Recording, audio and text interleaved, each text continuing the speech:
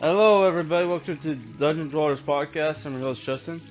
Today, we're reviewing Transformers Primal Scream, which is the Transformers graphic novel I bought in one of my, not my latest comic book haul video, but like the second last one, which I reviewed a Transformers comic book a while ago, and I promised I would review more. Unfortunately, this was the only one they had at the comic book store, but it was a pretty good one. So this is a hardcover. It cost me, it's like 19. Sorry, it's like 19 euros. Like US is 24.99. So I probably pay like 30 bucks for this. This graphic novel was published in like 2002 by Titan Comics. It collects, let me double check. I think it was like issues 50. Sorry, yeah, it collects issues 56 to 62 of Transformers, the Marvel Comics run from back in like the 80s, if I remember correctly. It's written by Simon Furman and art by Jose Delbo. Simon Furman is like a comic book writer from the UK, but he also worked on the Transformers Beast Wars show, which is one of my favorite Transformers shows. It probably is the favorite, but you know, I kind of, I don't know if I would count it, but like yeah. So it comes with, this graphic novel comes with like a 3-page introduction to the book, because obviously you're gonna need an introduction, because this takes place randomly in a random spot in the Transformers war. One of my problems with this book is, it's a great book. Their introduction was wrong. In the introduction, it talks about how Optimus Prime and Megatron are dead, and the new leader of the Autobots is Grimlock, who's like the leader of the Dinobots, which is, when I heard the new leader of the of the Autobots was Grimlock, I'm like, what the heck? Because like, if you watch the TV show, you know Grimlock, when Wheeljack created him, made the Dinobots dumb, because you know dinosaurs supposedly had small brains, despite the fact that they're huge, and we know, like, you know, the bigger brain, the more intelligent like a creature is supposed to be. Which is why, you know, dolphins and, like, you know, elephants are as smart as they are. But whatever, right? But it turns out, you read the book, and also the Scorponok is supposed to be the leader, which that's not Scorponok from Beast Wars. It's Scorponok, who is a headmaster, which headmasters are like tiny robots that transform into a head that take over another, like, transformer.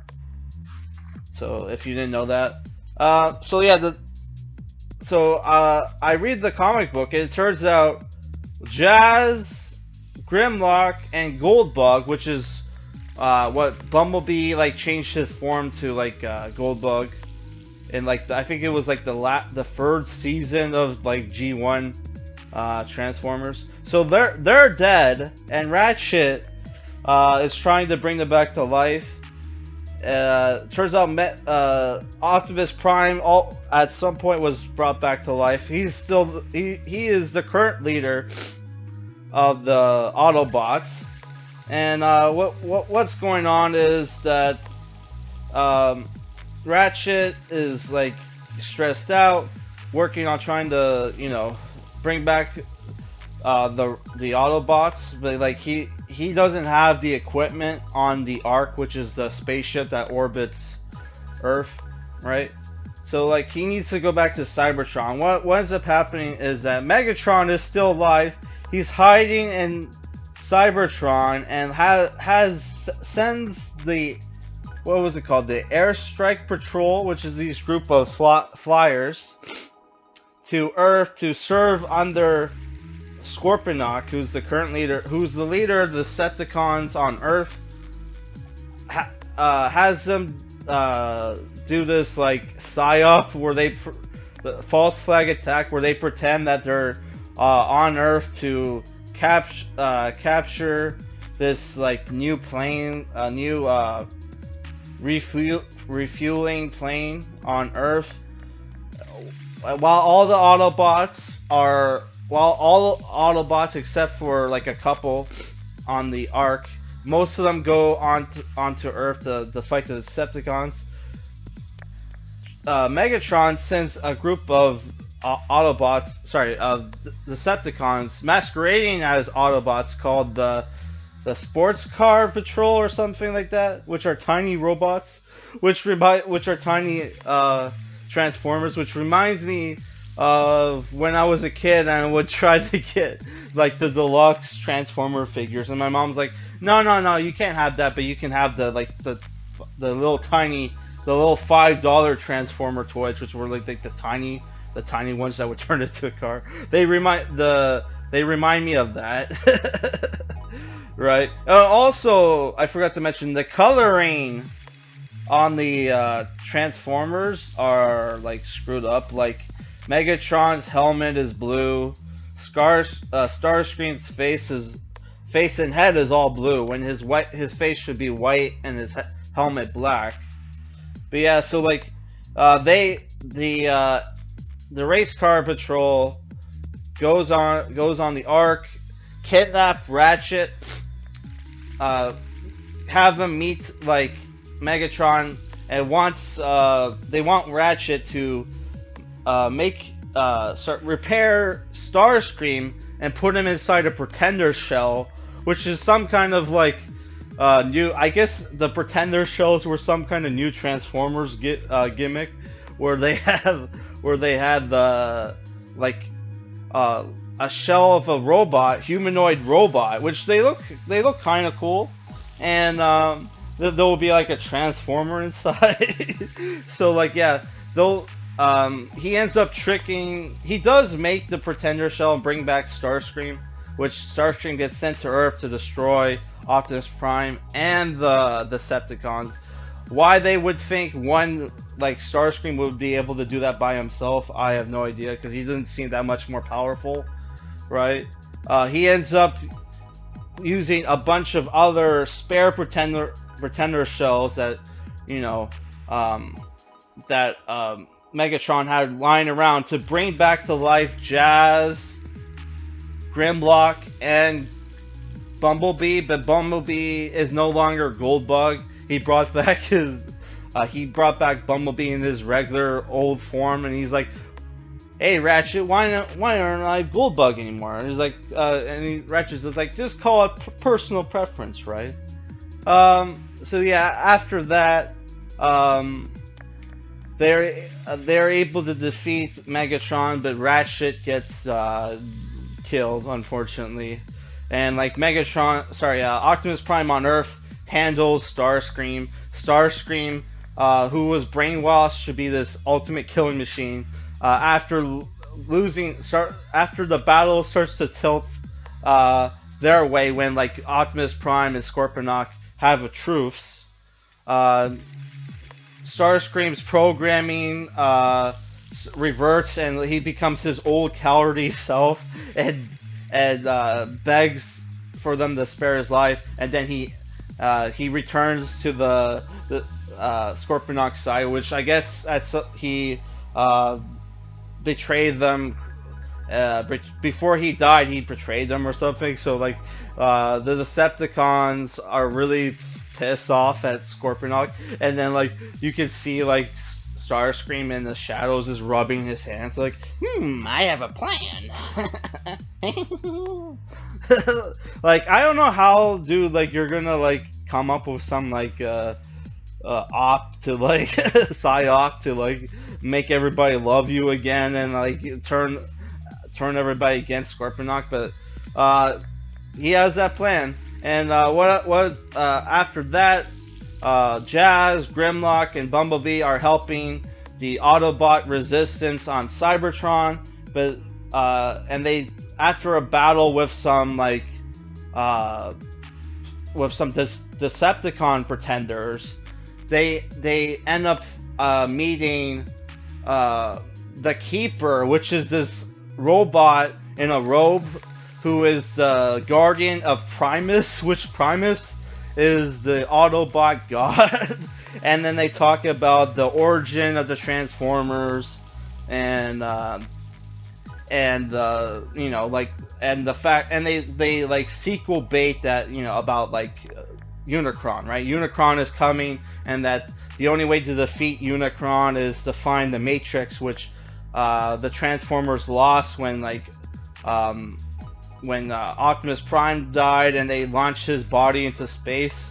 And like Optimus Prime, I guess when they brought him back, they rebuilt him a new body, so they no longer have the Matrix of leadership, which they didn't know was a special object. They just thought it was just part of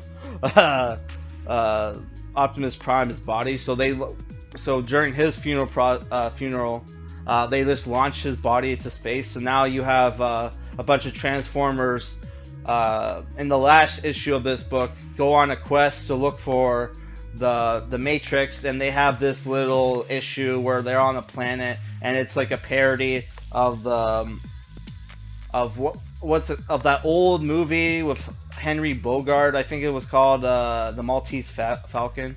So I would say I really enjoyed this comic book. It was really fun.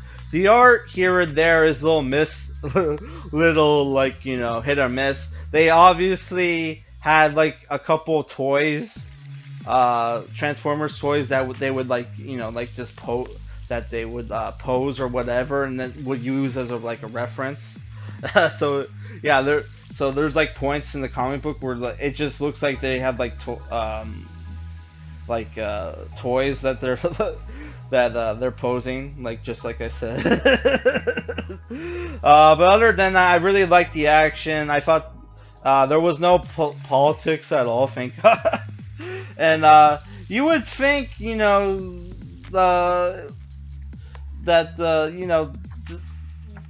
this comic book would be like, you know, written for kids, but it felt like all ages could enjoy it. I really like that there's a point in there's a comic book. One of the issues is about Optimus Prime gets depressed after Ratchet dies and is thinking of just stop fighting and then just quitting the war, because it's like, what's the point? Like what's the point of continuing to fight this never-ending battle? Which is like what I think about when I read like books like Warhammer 4K and like stuff like this, where it's just like, well, the battles never end, so it's like, what's the point of reading these books? But you know, but they made it good, but because there are characters that actually die, and it does feel like there are stakes involved,